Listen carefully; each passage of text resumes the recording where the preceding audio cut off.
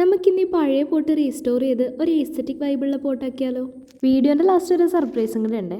അപ്പോൾ നമുക്ക് ഈ പോട്ടൊന്ന് ക്ലീൻ ചെയ്തെടുക്കാം. അതിനുശേഷം എപ്പോഴത്തെയും പോലെ നമ്മളിത് കവർ ചെയ്ത് ഒരു വൈറ്റ് ബേസ് കോട്ട് അടിച്ചു കൊടുക്കുന്നുണ്ട്. അതിനുശേഷം ഫ്ലവറിന് ചെയ്യാനുള്ള ഒരു പേസ്റ്റൽ ഷെയ്ഡ് മിക്സ് ചെയ്തെടുക്കാവേ. ഞാനിവിടെ റെഡും വൈറ്റും ആണ് യൂസ് ചെയ്തേക്കുന്നത്. എന്നിട്ട് നമുക്കൊരു ടുലിപ്പിൻ്റെ ഷേപ്പിൽ കുറച്ച് ഫ്ലവേഴ്സ് പാറ്റേണിൽ വരച്ചു കൊടുക്കാം. ആദ്യം ഒരു തവണ ഈ പോട്ടിന് സിൽവർ പെയിൻറ്റ് അടിക്കാൻ വേണ്ടിയിട്ട് ഞാനൊന്ന് ട്രൈ ചെയ്തിട്ട് ഫെയിലായിട്ട് മാറ്റി വെച്ചിരുന്നതാണ്. ഇപ്പോൾ വീണ്ടും അതെടുത്തൊന്ന് പെയിൻറ്റ് അടിക്കാമെന്ന് വിചാരിച്ചു. ഇനി നമുക്ക് കുറച്ച് ലൈറ്റ് ഗ്രീൻ മിക്സ് ചെയ്തെടുത്തിട്ട് കുറച്ച് ലീഫും സ്റ്റെമ്മും കൂടെ വരച്ചു കൊടുക്കാവേ. ഇതും കൂടെ ചെയ്ത് കഴിഞ്ഞാൽ നമ്മുടെ പണി ഏകദേശം കംപ്ലീറ്റ് ആവും കേട്ടോ. ഇനി നമുക്കിത് ഡ്രൈ ആവാൻ വെക്കാവേ. പെയിൻറ്റ് ചെയ്ത് ലാസ്റ്റ് ഫേസിൽ വരെ പെയിൻറ്റായി.